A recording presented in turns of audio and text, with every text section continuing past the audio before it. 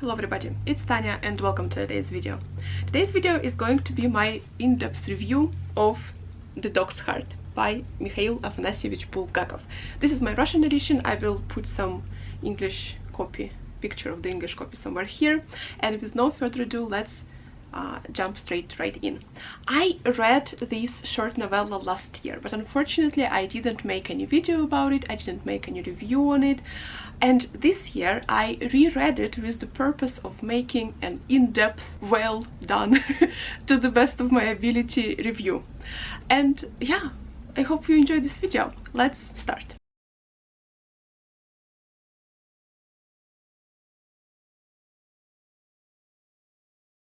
Mikhail Bulgakov had a very unfortunate literary career in Soviet Union. He was virtually completely unknown to the Soviet reader until the 1960s. He had a short period of relative popularity somewhere in 1926 through to 1928, when his play was adopted and performed in theaters. The play was called The Day of the Turbines. The Turbines is the family last name.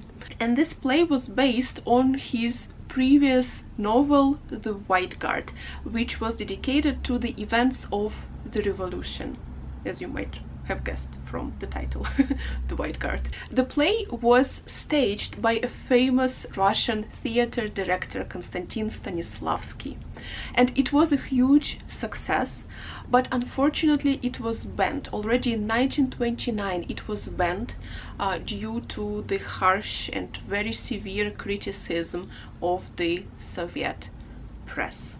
In fact, all of Bulgakov's works were severely criticized and eventually banned by the Soviet establishment. Such hostile reception isn't really surprising, taking into consideration Mikhail Afanasyevich's attitude towards the revolution of 1917 and towards the Communist Party and the Bolsheviks and the new regime in general. Bulgakov was decisively opposed to the revolution of 1917 and to the Bolsheviks, and this opposition is very obvious and very easily read in majority of his works. Everything started for him when he was in his 20s. At that time he was working as a young doctor, and you can learn more about that period of his life from my review, which I will link up here.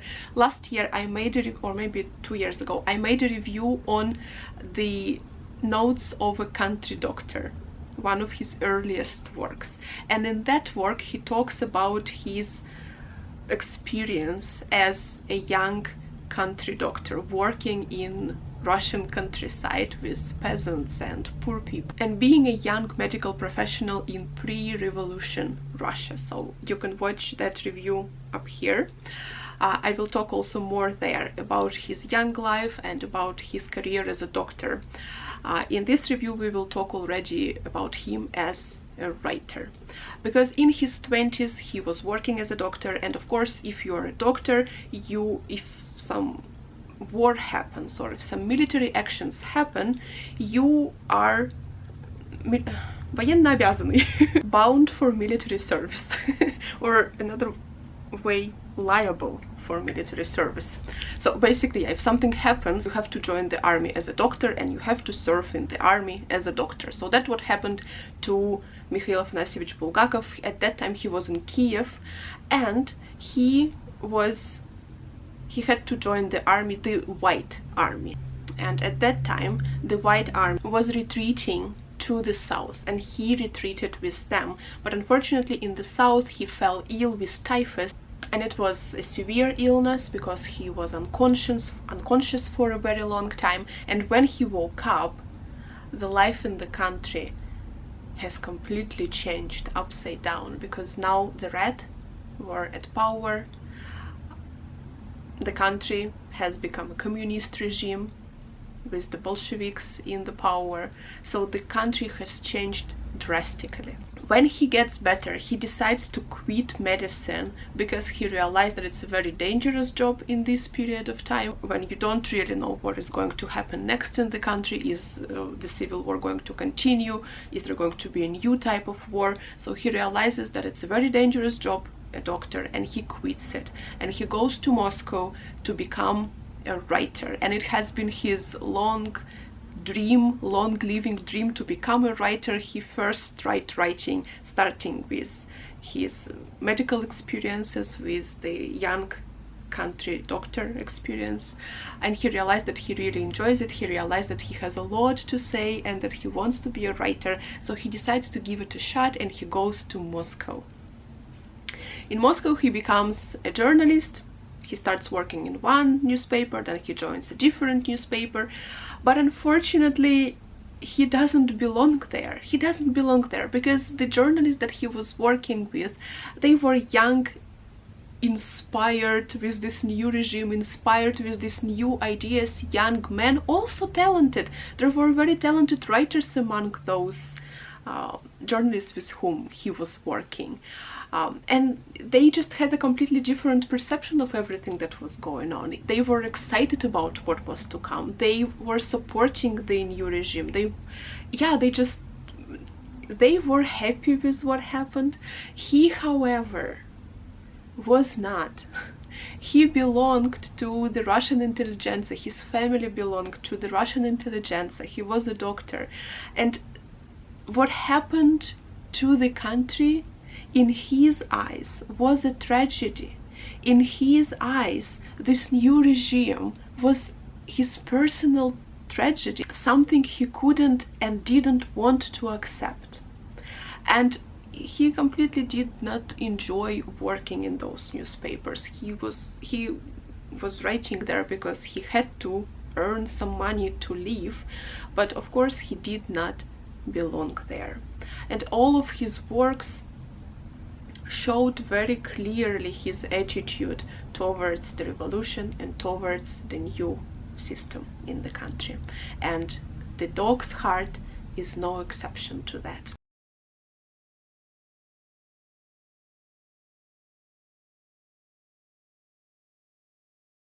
The Heart of the Dog is one of his most poignant novellas. It was first written in 1925. However, it was only first officially published in Soviet Union only in 1987. 1987, Perestroika, during the years of Perestroika.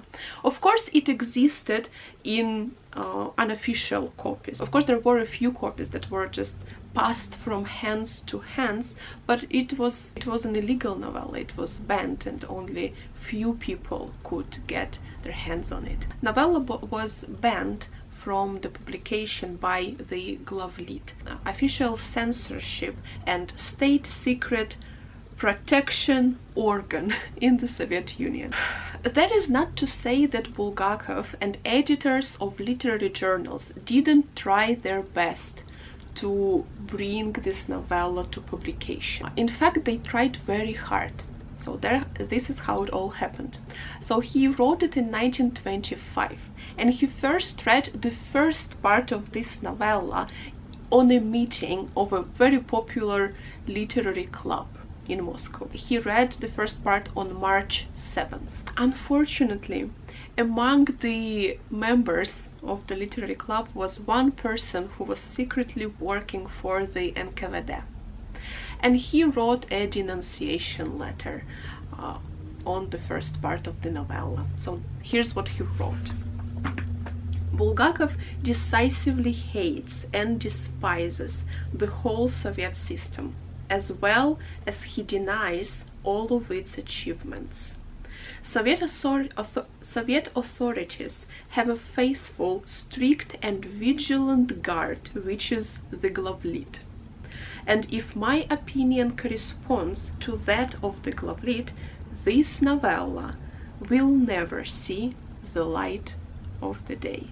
Later on, he read the second part, and again the same person wrote one more denunciation letter on the second part. And of course, the novella was banned.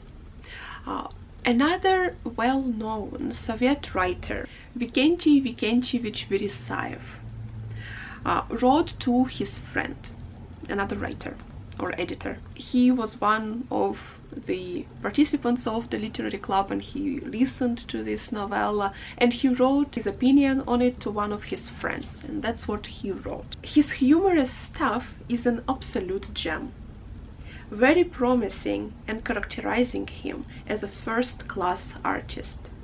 But censorship is cutting him mercilessly. Recently they've stopped to death A Wonderful Thing, The Heart of a Dog, and he, Bulgakov, is losing heart. Glavlit claimed that there is no need to even edit the novella. The whole thing is completely unacceptable, or something along those lines. And actually, the reception of his novella after he read it in that literary club was phenomenal. Everybody loved it, everybody enjoyed it, except few communists. So there were two communists who were really offended by it and really didn't like it, but the rest of the writers, the rest of the public were in love with this novella and they genuinely loved it. However, yeah, Glavlit, probably after the two denunciation letters and after reading for themselves, banned it. But even after that, the editor of the literary journal Nedra, Nikolai Semyonovich Angarsky, he decided to go one level higher. He decided to go higher than the Glavlit. And he asked his friend in the Communist Party, who was no other than Lev Borisovich Kamenev, who was a revolutionary and later on a very prominent politician in the Soviet Union. Angarsky went to him, and on Angarsky's request, Kamenev read The Heart of the Dog. And his opinion was unfortunately that of the Glavlit. It corresponded to the previous opinions of the communists, and Kamenev said that it's a poignant pamphlet on today's life. It can't be published under any circumstances. So that's how the novella was completely banned from the publication. On May 7th, the police came to Bulgakov's house and they have taken away the manuscripts with the novella, as well as a few notebooks with his diaries. And he only received the manuscripts many years later. He received them back many years later, even though he requested for them to be returned to him. They returned many years later. Kamenev was absolutely right. He saw the novella through and through. This novella really is a poignant critique of the Soviet regime, of the new Communist Party, and of the new society that they were building.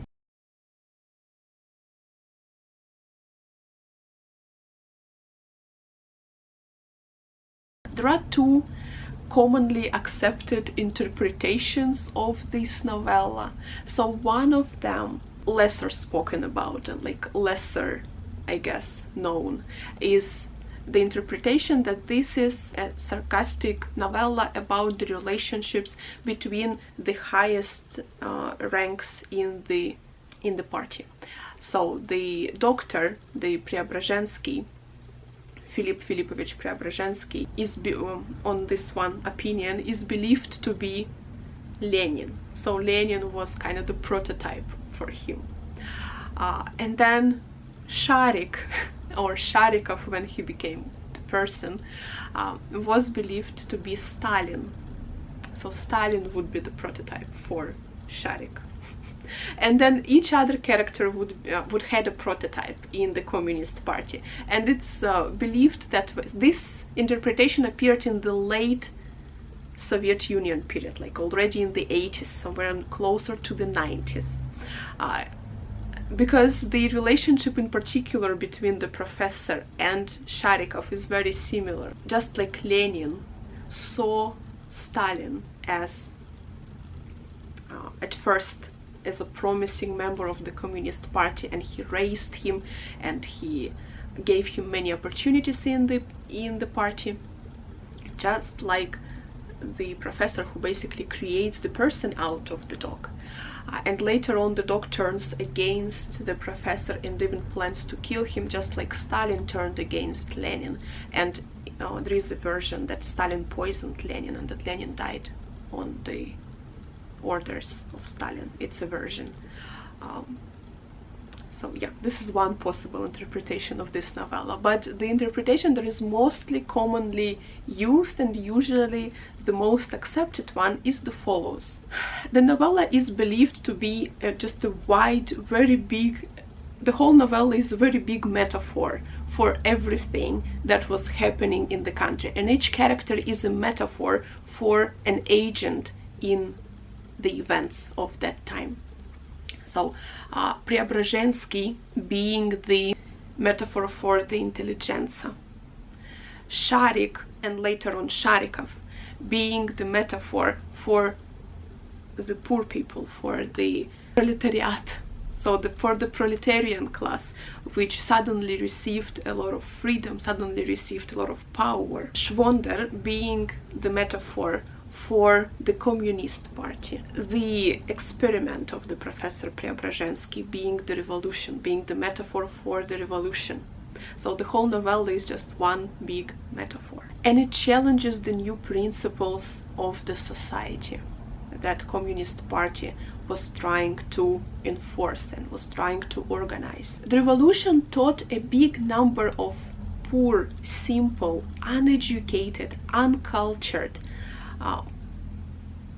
people that they are better than those with education, that they are better than those with culture and good upbringing, that they are more deserving than people of the higher class, of the intelligentsia, because they were taught to be that they are the true laborers, they are the true movement of progress, and that they have been unrightfully suppressed and unrightfully taken advantage of by the higher class. Bulgakov, however, defends privileges not based on someone's origin.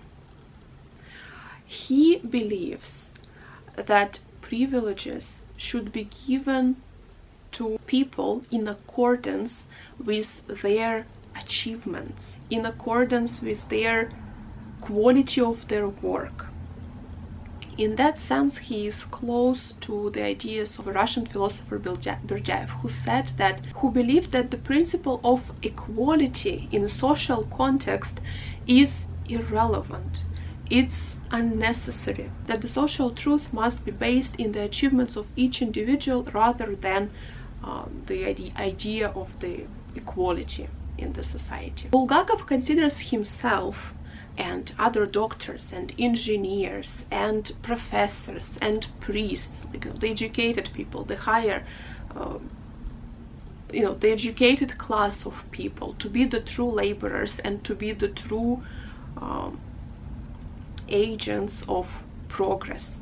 In fact, his uncle, a famous at that time doctor in Moscow, became a prototype, is believed to be a prototype for Professor Preobrazhensky. In the novel, Preobrazhensky also rightfully so considers himself to be the true laborer.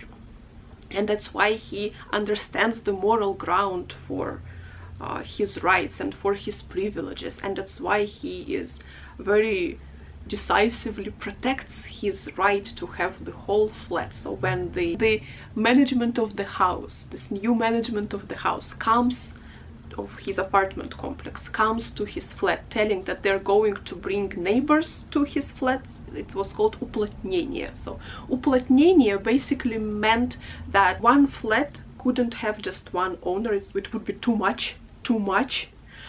So basically they've started like one room for one person. So if, for example, Preobrazhensky had 7 rooms, but because he was a doctor, this house management, they were planning to leave 5 rooms to him, but then he would still would have to accept 2 neighbors into his flat. What was completely unacceptable for him, he says that actually I use this room for this room for that, this room for that, and actually I need an 8th room for my library, excuse me.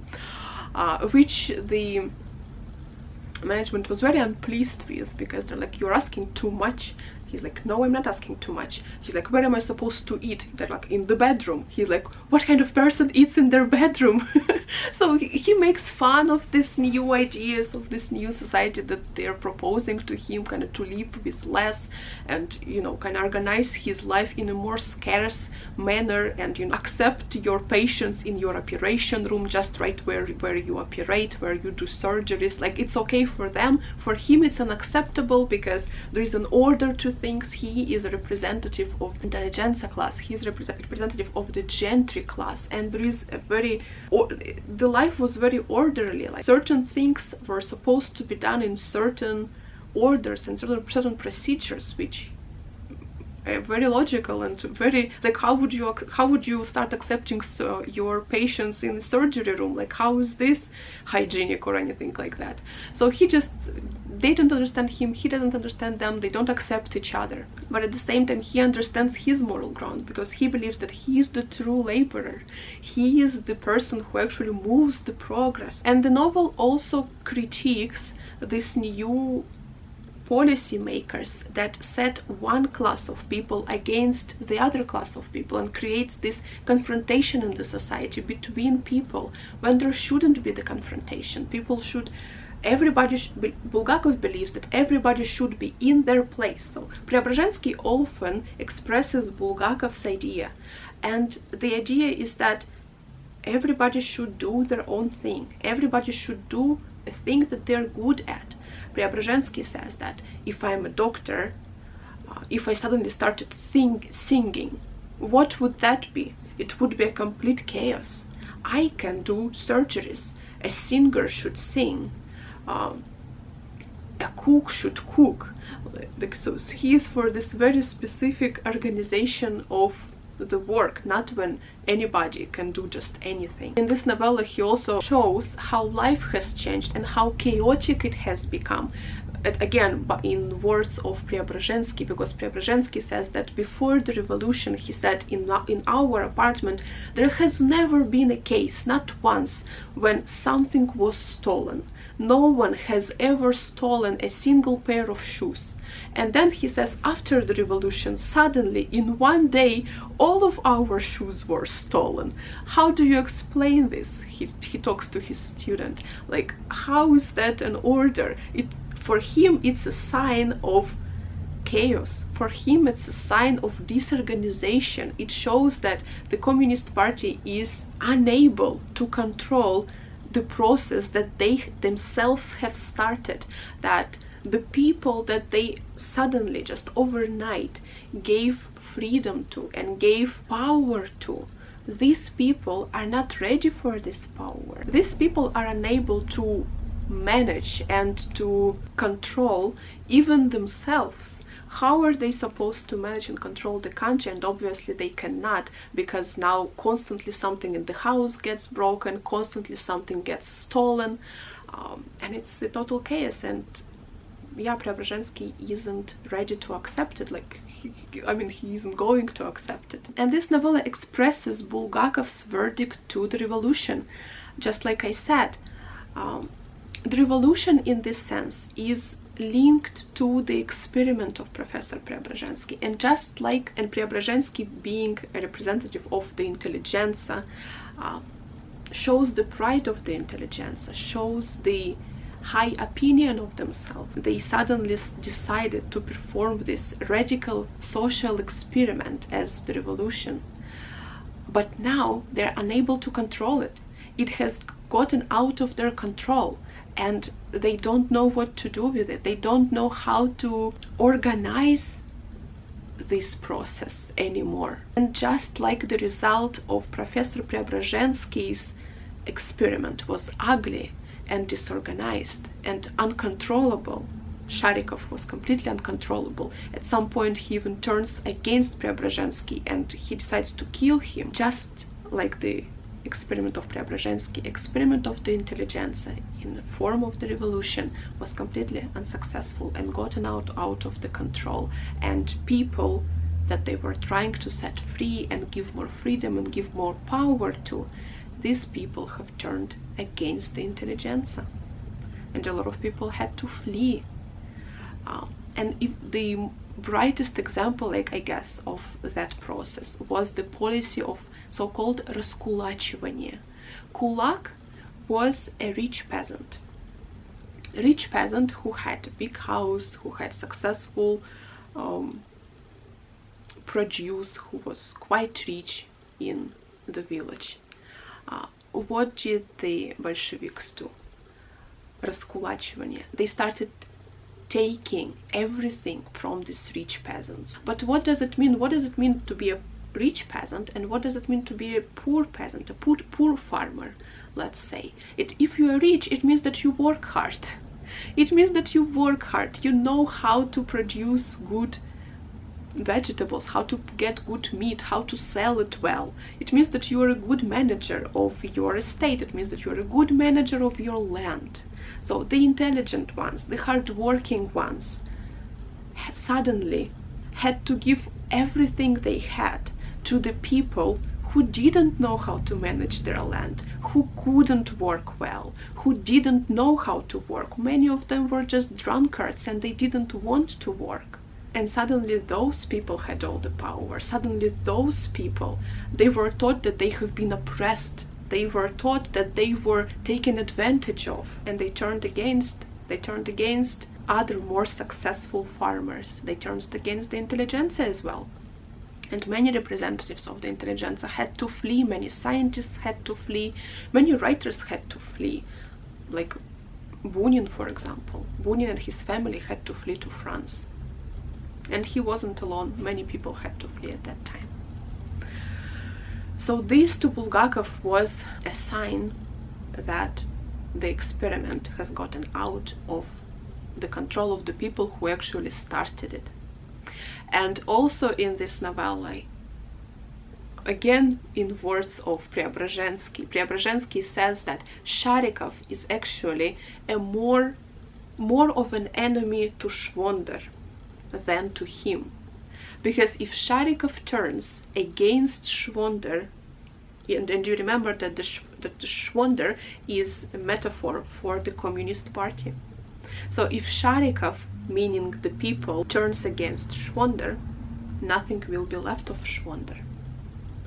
And yeah, people believe that in this short novella, Bulgakov has predicted the policy of terror, which the Communist Party later on started, when Stalin started. It was the Stalinist terror, as a form of trying to calm down the people, as a form of trying to bring everything back under the control of the Communist Party. The meaning of the title, The Dog's Heart, or The Heart of a Dog, is an interesting one. Basically, it means that Bulgakov believed that not everybody who is a human has a human heart.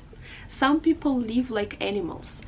Some people, all they want, it is what usually just animals want. So eat, sleep and multiply. Eat, sleep, multiply. Eat, sleep, multiply. Those are the people with the dog's heart. And the human heart is something earned. A human heart is something that is educated to people, something that is learned during their life, during the upbringing. Why Professor Preobrazhensky fails to teach his ideals and teach his values to Sharikov when Sharikov becomes a human? That's because Sharikov never had the upbringing. He never had the process because upbringing is a process. It's a process from childhood, from the birth, until a child grows up and becomes an adult. It's a very long process. And Sharikov and all the people whom he represents never had it. And even though they have received the power, even though now they have received the freedom and the opportunity to, to influence the events in the country, they are not ready to do that. They don't have the values to do that. They have values of an animal. All they want is to eat. All they want is fancy clothes and food and multiplication. That's all they want. They are not ready to be what the Communist Party and the intelligentsia wanted them to become. They're not ready to do that. Just like Sharikov wasn't ready to become a person, because he was never brought up as a person. He never had the education. He never had the upbringing. And that's why he fails to accept the values of Preobrazhensky. And he starts listening to Schwonder, because Schwonder tells him that something Sharikov wants to listen to, something Sharikov wants to hear, that he is a victim, that he is a victim and that he deserves much more than he has. And even though Sharikov lives in the apartment of Professor Preobrazhensky, suddenly he believes that it's his apartment. And even though he eats food from the table of Professor Preobrazhensky, suddenly he believes that it's Professor Preobrazhensky who actually is living off him. And he turns against the professor, and he eventually even decides to kill him. And obviously he is ungrateful and everything like that. Yeah, it's a very harsh critique of the society of that time and the revolution itself.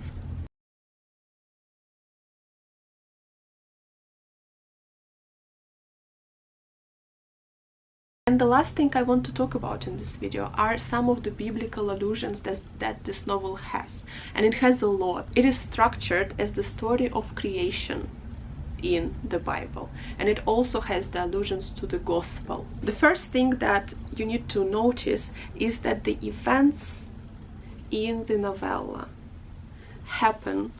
start happening right before the Catholic Christmas. So the professor finds Sharikov on the 22nd of December. The operation takes place, I think, on the 24th of December. On the 7th of January, which is Orthodox Christmas, Sharikov completes his transition to a human, and he becomes a human, and he starts talking. And Barmental writes in his diary that he talks so much, he talks too much. And then I believe it ends, like everything ends on Easter. So the events take place from the Christmas until Easter. The structure of the characters is as follows. So we have a teacher, we have a student, and we have a traitor, which is very similar to the Gospel. So Professor Preobrazhensky being the teacher, Barmental being his student, and Sharikov being the traitor. Sharikov, even as a dog, when he was a dog, he was constantly referring to Professor Preobrazhensky in these divine terms. He was calling him a magician, he was calling him a shaman, he was even calling him a god. So basically, yeah, Professor Preobrazhensky takes up the position of a god, of a creator in this novella. And yeah, Sharikov is his creation. But of course it's all in a sarcastic manner, because anytime Sharikov refers to Preobrazhensky as a god, always it is done in a form of a joke, of a sarcasm, because of course that's the whole point of the novella, that people are not gods, that the responsibility that Professor took upon himself to create a new form of human being, to create a new human, that's the role of a god. And it's just people are not fit for it. People are not gods, and they cannot do that. And then you see how it turns out, how Professor Preobrazhensky completely loses the control of his own creation. So yeah, the idea is that people are not gods, and the experiments, the unnatural experiment that Professor Preobrazhensky did and that the Russian intelligentsia did, it's completely unnatural, and it will bring to a disaster. Everything needs to go in an orderly, natural way, as Bulgakov believes. You cannot just take a bunch of uneducated people, give them power, and expect that they will fix everything in the country. They're not ready to do that. They need to be taught. They need to learn values. They need to learn a lot of things, and it takes time, and it needs to be a natural process rather than an artificial, rushed process, rushed experiment of what revolution turned out to be. There is even flood in the novella, if you remember, and again it's shown in a very humorous way, in a very sarcastic way, when, you know, Sharikov accidentally, while he was chasing the poor cat, when the Sharikov unleashes the flood in the apartment, and you know how basically flood becomes a turning point in the development of the story, just like the flood in the Bible became a turning point as well, and yeah, a whole new life began after the flood. A whole new generation of people began after the flood in the Bible. The same turning point the flood became in the story. So there are many biblical allusions in this novella as well. So yeah, there you have it, guys. This is my hopefully interesting for you review of The Heart of a Dog. If you have read this novella, let me know what you thought about it. And yeah, for now, thank you so much for watching. I hope you are having a good day. Hope you are reading good books and enjoying them. And I will see you soon in my next videos. Thank you very much for watching.